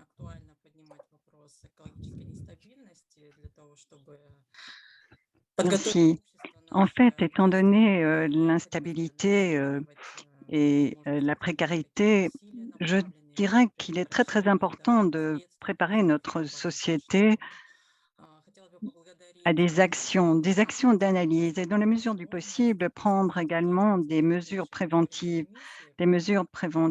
qui permettent d'éviter des catastrophes. Alors, je voudrais dire quelques mots concernant notre approche de vigilance et de surveillance. Cette action a été décidée sur base de la décision de l'OIT il y a de nombreuses années. En fait, il s'agissait d'une réponse à la répression des syndicats et de la société civile dans de nombreux pays. La déclaration qui avait été signée à la conférence définit les confinements de notre activité et il s'agit de définir donc les modes de fonctionnement, les droits de travail. Il faut savoir qu'à l'époque, c'était vraiment une première expérience et cela a permis d'unifier les ONG, les syndicats de l'ensemble du périmètre centra-asiatique. Cela nous a permis de d'unir les efforts des uns et des autres. Cela nous a permis également d'aller dans le sens d'une surveillance de l'application de ces droits et de l'évaluation de ces mêmes droits. Et sans aucun doute, ce monitoring, cette surveillance a été très importante. Cela nous a permis de nous concentrer davantage sur la défense de ces droits. Cela nous a permis d'aller plus loin dans la visibilité, dans l'obtention d'une certaine visibilité. Cela nous a permis de dénoncer des violations des droits humains en Asie centrale, en particulier les droits humains qui figurent justement dans les conventions de l'OIT ou encore dans la Déclaration des droits de l'homme. Alors, malheureusement, il y a encore trop d'instances où il y a des violations du travail des enfants, non-respect, application de mesures discriminatoires, la non-égalité de paiement, des restrictions en ce qui concerne certaines activités syndicales, etc. Alors, très malheureusement, dans notre région, la liberté d'expression, la liberté d'association aussi est monnaie courante, il y a des répressions contre les syndicats. Je dirais que de manière générale, nous avons très peu de possibilités de défendre nos droits. Et puis, il y a des investisseurs étrangers qui imposent aussi certaines conditions de travail. Et je dirais que de nombreuses organisations syndicales sont directement contrôlées par l'État et ces organisations syndicales, du coup, travaillent pratiquement main dans la main avec des organisations multinationales. Ces multinationales arrivent dans nos régions, elles recherchent bien entendu une main-d'œuvre bon marché et ces multinationales ne sont guère intéressées à rencontrer ou plutôt à respecter les normes en matière d'environnement ou encore les normes en matière de travail. Elles ne vont pas rendre les modes de travail convivial sous l'angle de l'environnement. Elles ne s'engagent pas dans le recyclage des déchets. Il y a vraiment une lacune en ce qui concerne les syndicats indépendants. Les syndicats indépendants, eux, ils seraient en mesure justement d'assurer une surveillance, une vigilance, mais c'est très, très difficile à mettre en place. Nous œuvrons pour la défense des droits humains. Nous voyons qu'en dépit, il y a de nombreuses violations. Je pense aussi à des violations par rapport à l'environnement. Nous voyons des déchets qui sont déversés dans des lacs, dans des cours d'eau. Nous voyons que ces violations sont très importantes et nous voyons des jeunes enfants qui vont chercher dans ces amas de déchets des choses qu'ils vont pouvoir utiliser. au Kazakhstan, au Kyrgyzstan, il y a des mesures qui sont prises pour lutter contre la mise en place de syndicats indépendants. Et nous savons que des persécutions, des militants sont souvent impliqués, même au-delà des frontières de ces pays. Et nous avons aussi d'autres activités.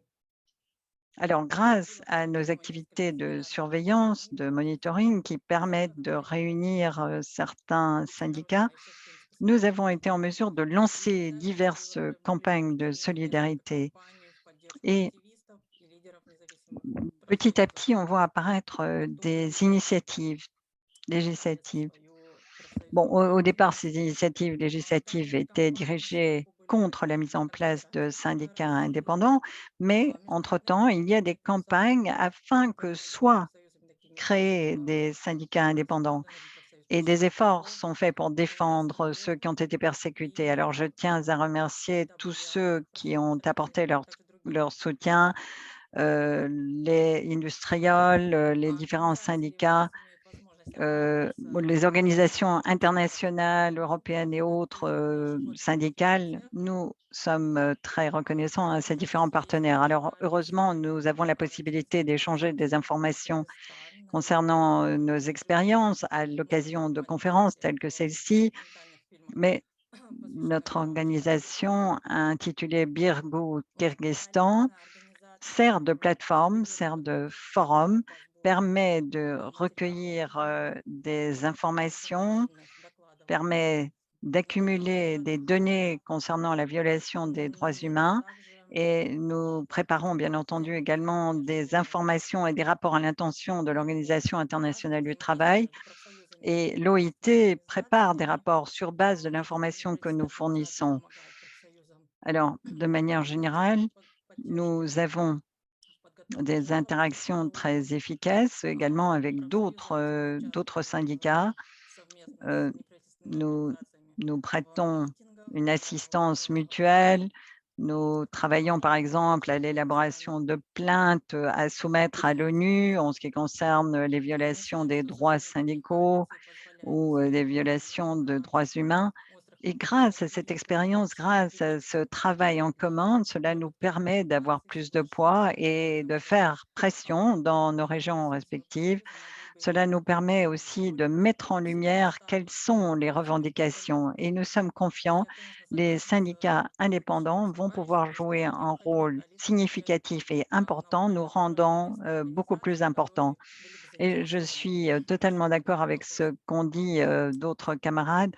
Il est très important de faire participer les organisations locales dans les travaux. Voilà, ce serait beaucoup plus efficace. Merci beaucoup. Moi.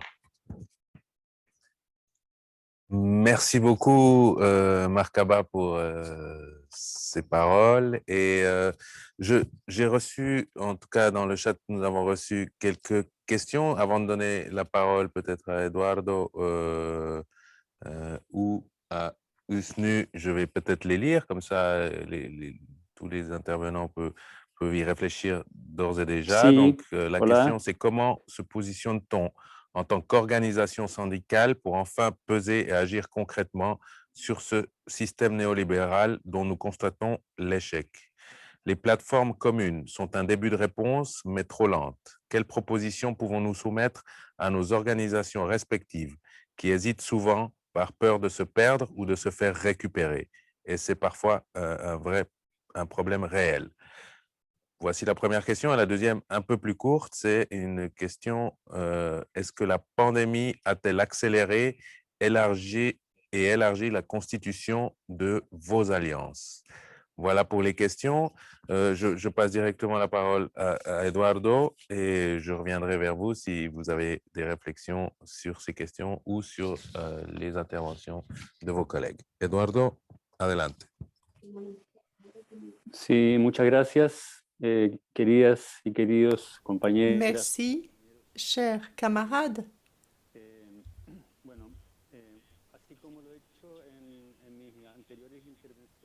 Comme j'ai pu le faire au cours d'interventions précédentes au sein du groupe de travail, je vous remercie à nouveau de nous avoir invités en tant que plateforme d'Amérique latine et des Caraïbes.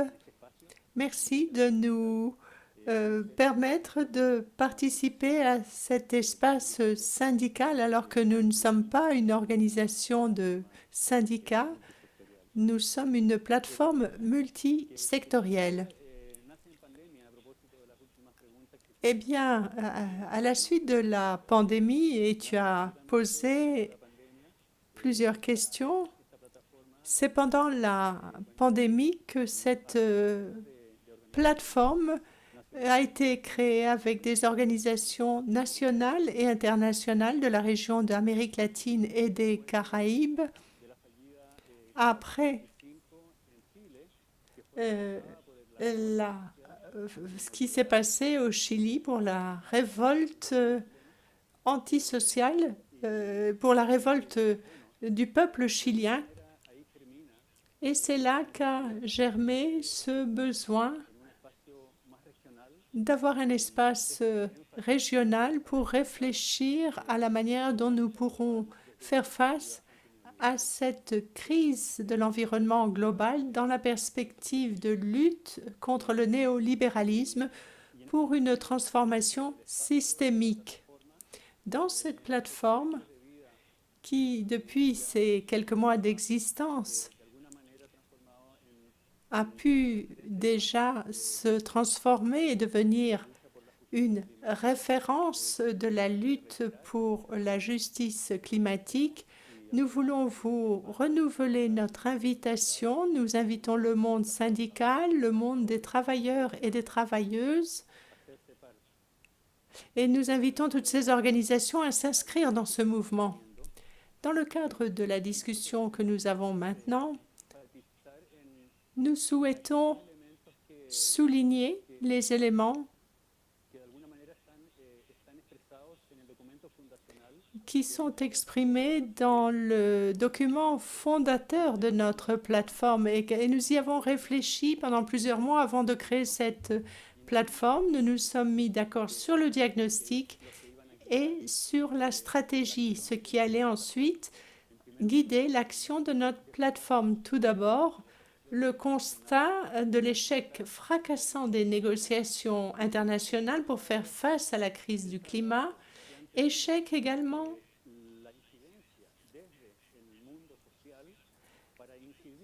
des efforts pour changer de cap, car nous mettions l'accent sur les négociations internationales.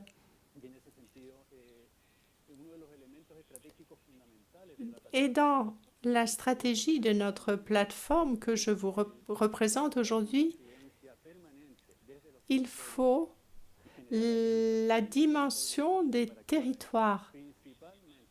Les territoires qui doivent permettre d'avoir une action locale, d'avoir une action au niveau national. Nous n'allons pas réussir si nous mettons uniquement l'accent sur les négociations internationales, car les décisions internationales échouent sur les politiques nationales au niveau local. Notre appel dans le cadre de ces alliances, c'est d'avoir des alliances au niveau national, intersectoriel, avec le monde des travailleurs, des travailleuses, avec les mouvements féministes, au niveau local, au niveau national, pour avoir vraiment une influence sur les politiques publiques des gouvernements et sur la position que ces gouvernements défendent à la COP ou également aux séances des Nations Unies. Pour ce qui est des alliances, nous souscrivons à ce qui a été indiqué. Unité.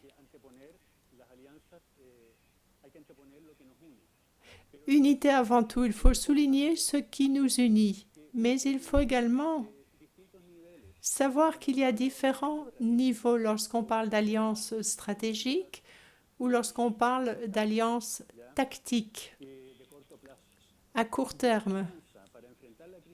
une alliance pour faire face à la crise du climat, pour faire face à la grave crise qui existe.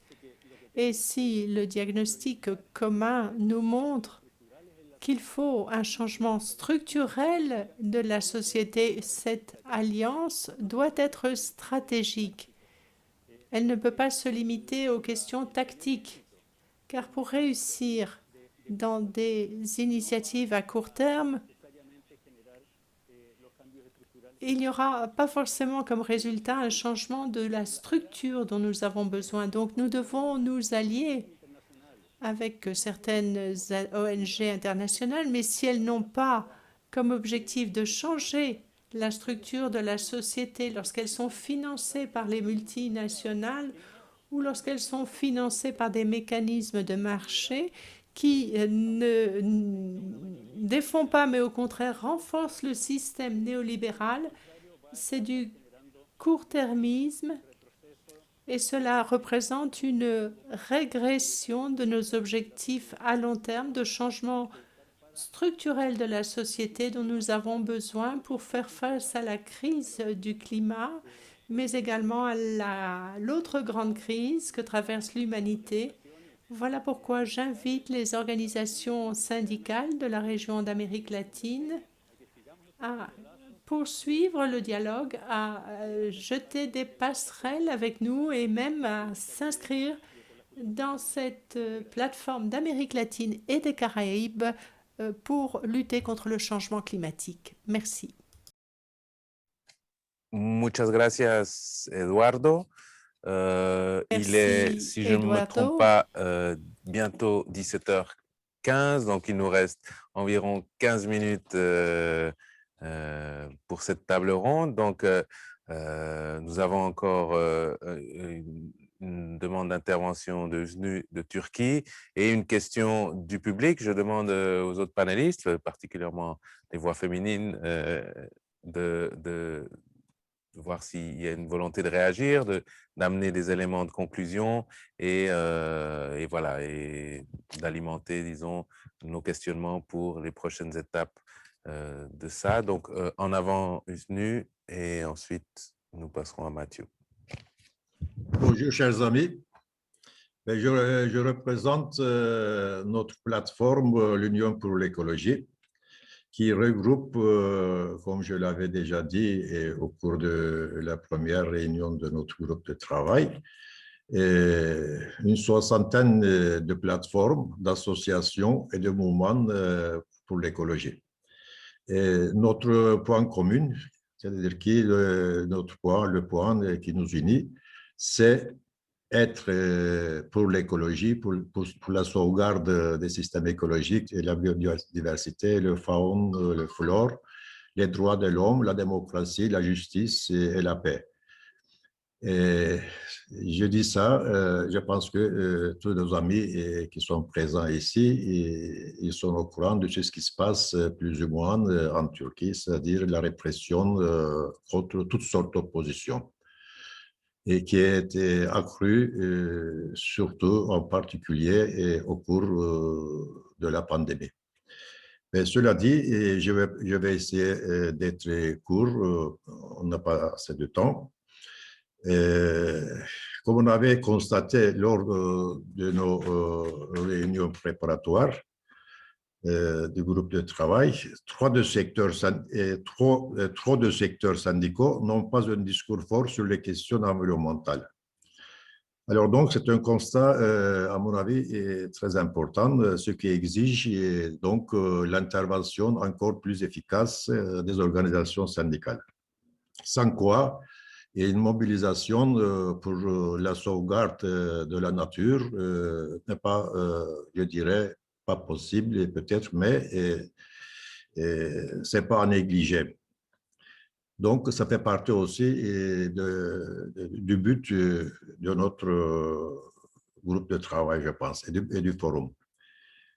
Et cela dit, bon, je vais faire une proposition concrète, c'est afin de contribuer à l'établissement des liens durables entre les organisations écologiques et syndicales et de motiver ces dernières pour une intervention plus efficace dans ce domaine. Et notre proposition, c'est comme ça. Appeler les organisations syndicales, organiser avec les organisations écologiques des réunions, des panels, des cours de formation destinés en premier lieu aux cadres militants syndicaux sur l'écologie en général, les problèmes environnementaux, ainsi que sur la convergence directe entre les luttes écologiques et les luttes revendicatives, étant donné que ces deux luttes ont le même adversaire, les grandes sociétés capitalistes et les politiques dévastatrices du capitalisme néolibéral. Je vous remercie.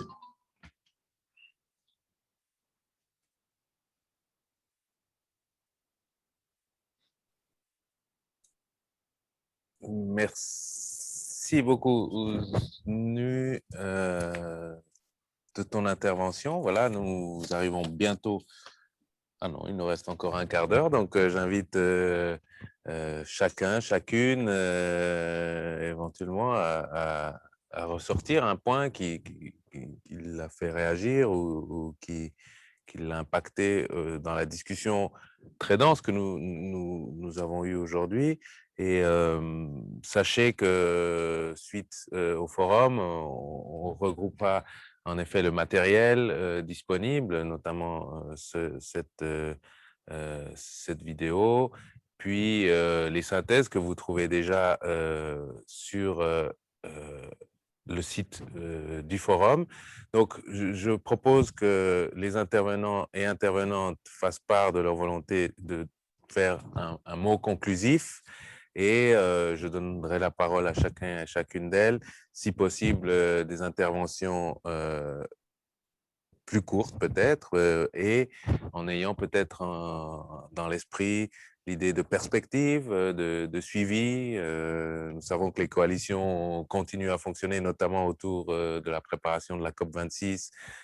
Nos camarades anglais nous ont présenté et présenteront encore durant le forum leur processus autour de la COP26. Et donc voilà, vos mots de la fin, vos réflexions pour le futur. Et voilà. Donc, je donne tout de suite la parole à Pablo. Pablo, adelante. Yo solamente dos cosas muy cortitas. Una es... Deux choses. D'une part, la direction des syndicats est bien formée sur les questions de l'environnement et travaille avec les organisations environnementales car nous arrivons au même constat. Et d'autre part, il faut renforcer l'alliance car nous représentons la classe des travailleurs. Dans l'atelier sur les transports, une des conclusions est la suivante. Il a été impossible d'avoir en Europe une grève générale du rail. Pour un continent où la force syndicale est très importante, nous ne sommes pas capables de convoquer une grève générale contre les privatisations des chemins de fer. C'est quelque chose que je vous soumets comme une réflexion. Muchas gracias, Merci, Pablo. Enseguida le doy Je donne la parole palabra a Lida. à Lida, Lida. adelante. Sí, gracias. Merci. J'aimerais réfléchir sur les différents éléments de ce débat qui a été très intéressant. Il est essentiel de pouvoir partager nos expériences, mais en même temps, il faut comprendre les dynamiques régionales, nationales qui existent, qui sont spécifiques et qui reflètent un processus historique. Comment construire alors,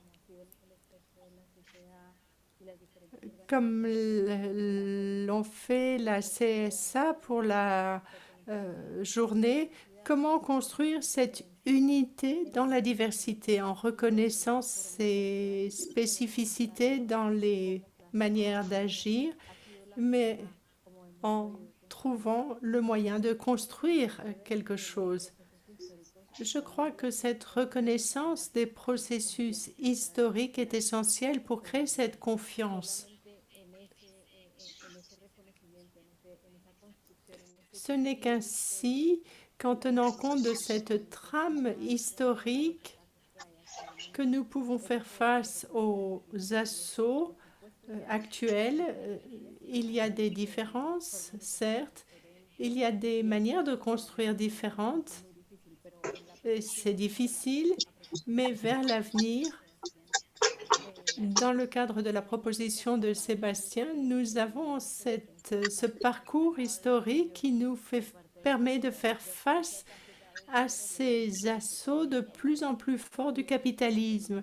Ces assauts nécessitent de nous un front uni pour faire face à la COP26, mais également à différents moments où ces attaques contre la classe des travailleurs se font plus forts.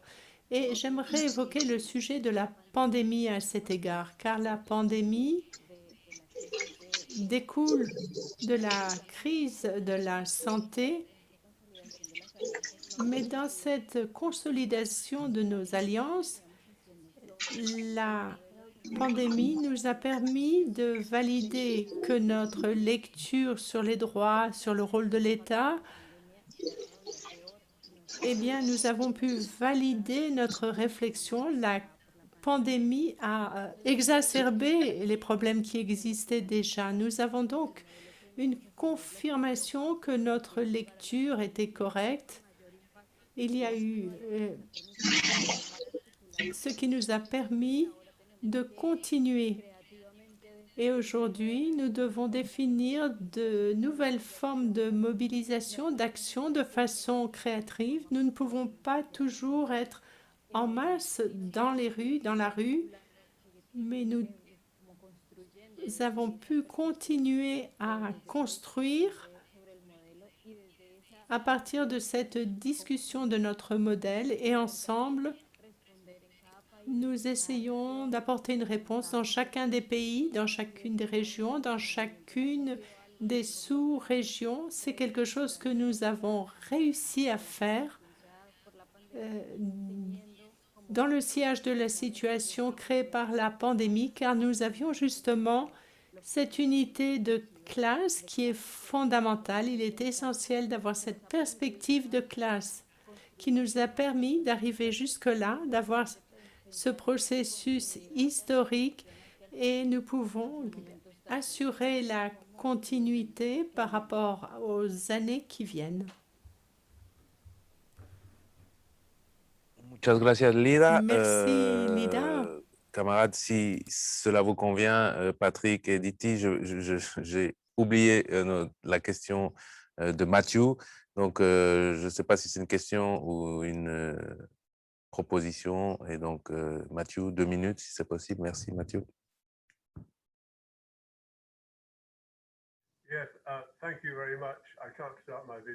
Merci, j'ai du mal à lancer ma vidéo, mais merci beaucoup en tout cas. Je voudrais faire 2 observations. Je fais partie du partenariat pour la transition équitable en Écosse. C'est un partenariat entre différentes organisations syndicales et des organisations de défense de l'environnement. Je voudrais dire tout d'abord que nous nous sommes rendus compte qu'ensemble, nous sommes plus forts.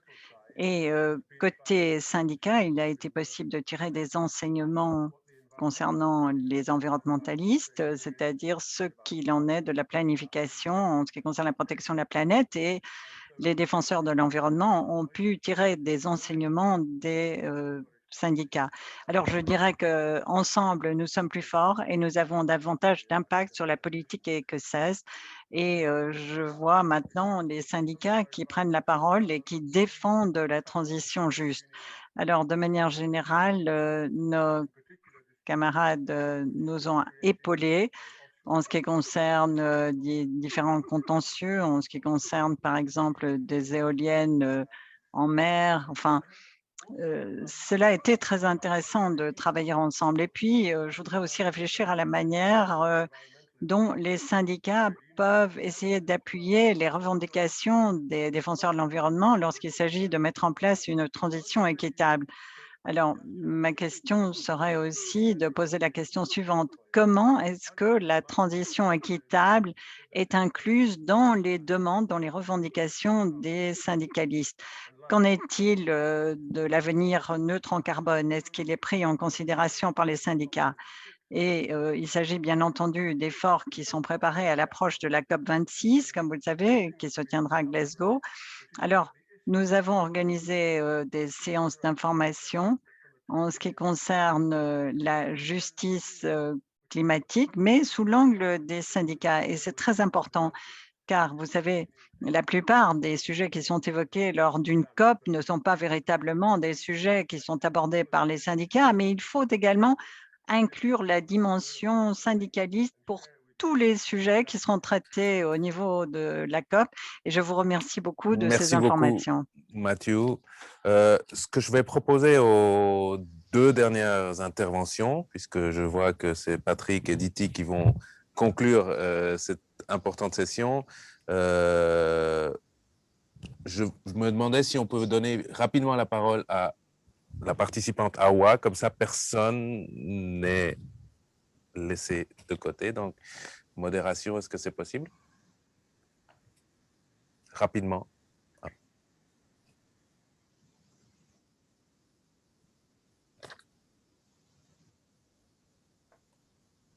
Awa?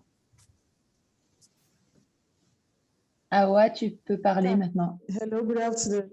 Yeah, good afternoon. Oui, bonjour. Je serai très brève. En fait, dans la discussion, dans le chat, j'étais déjà intervenue. En fait, ce qui est très important, c'est de créer une alliance avec les syndicats et enfin entre syndicats et organisations non syndicales. Il faut créer des alliances pour parler de cette transition équitable. Il faut éviter les malentendus, car on ne sait pas toujours très bien quelles sont les priorités des uns et des autres, quelles sont les questions de cœur défendues par les syndicats ou par d'autres organisations.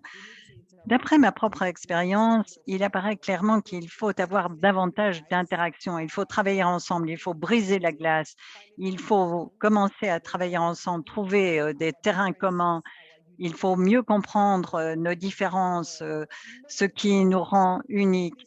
Mais ce qui est encore plus important, c'est de décanter les différentes problématiques pour arriver à ce qui est vraiment très important, à ce qui est essentiel et à ce qui préoccupe les uns et les autres. Nous avons des caractéristiques uniques, mais nous avons également un impact sur les autres, en particulier au sein des alliances. Il est important de réunir tout cela pour que il ne s'agit pas seulement de questions propres aux syndicats ou de questions propres à ceux qui défendent l'environnement et le climat. Non, il est très important de décanter toutes les questions afin de trouver des terrains communs et de travailler en solidarité. Merci. Thank you, Awa, for these words. Merci beaucoup, Awa. Je vais donc passer la parole à nos deux dernières interventions. Patrick, à toi la parole.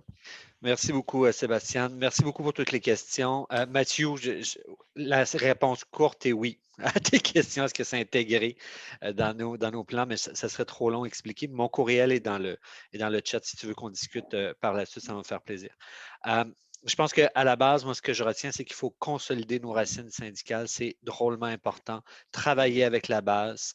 Il faut absolument discuter sur le terrain avec nos propres membres de la transition juste, de la changement climatique, de la transition énergétique. Si nous ne le faisons pas et que nous faisons des alliances sans enraciner notre mouvement d'avance, je crois qu'il y a un danger d'échec important. Donc, ça commence en consolidant nos racines par le dialogue avec nos membres.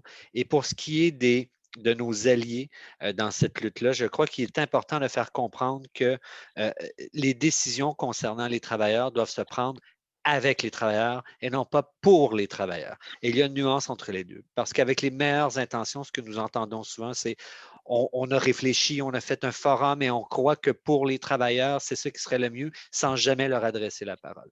Donc, il faut faire comprendre que nous avons notre rôle, nous avons notre place et que ça doit se faire avec et non pas simplement pour. Mais pour ce faire, nous avons besoin d'être présents dans ces discussions-là.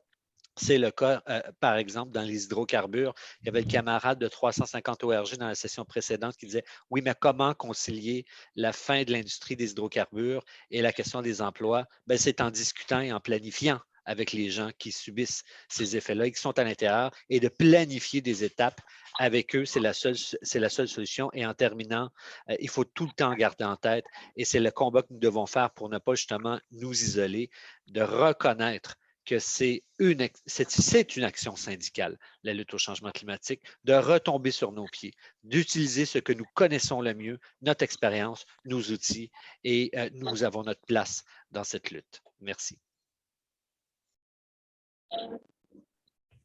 Merci beaucoup, Patrick, pour ces réflexions profondes et intéressantes. Et le mot de la fin pour Diti. À toi, Diti.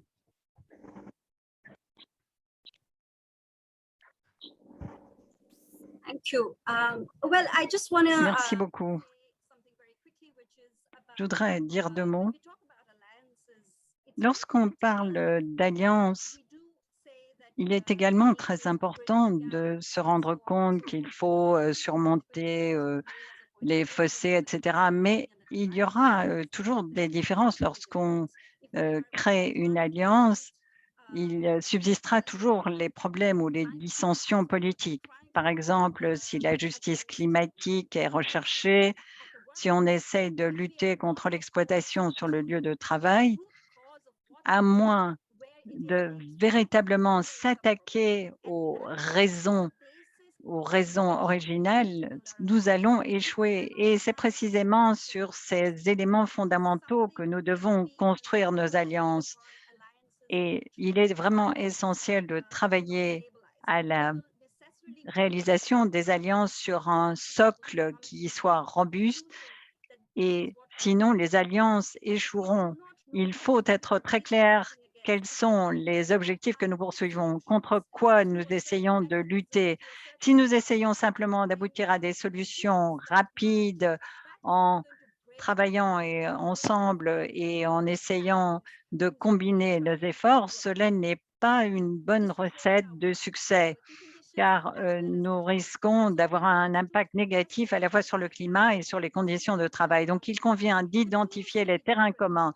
Les outils avec lesquels nous allons atteindre les objectifs seront peut-être différents, mais nous devons définir toute une panoplie de mécanismes pour combler les fossés. En tout cas, le fossé que nous comblerons jamais, c'est l'absence d'une approche politique commune et d'une atteinte des objectifs. Merci.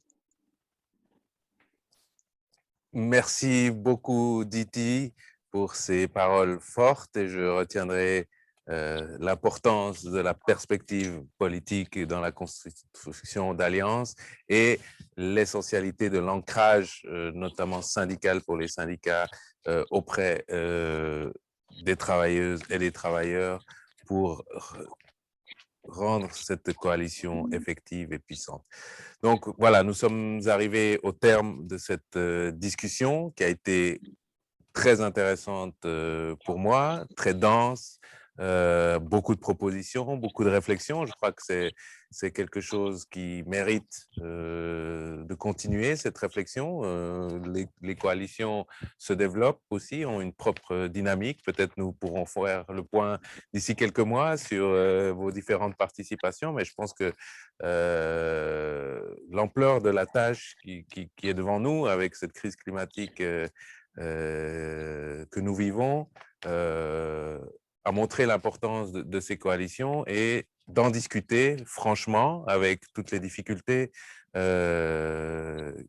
qu'elle pose, les contradictions, nos propres contradictions. Et donc, je pense que c'est à travers ce genre d'espace que nous pouvons les discuter.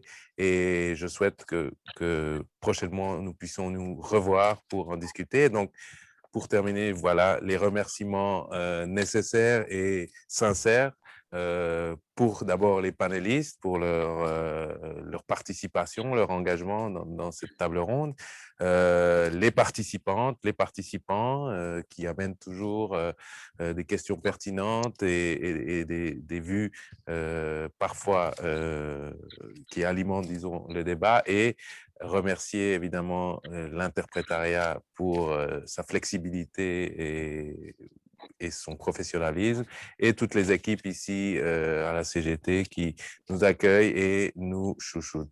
Voilà, merci à toutes et tous et au plaisir de vous revoir, et on vous attend demain pour à 13h, heure de Paris, pour la table ronde des solidarités, et à 15h pour la session finale de ce forum.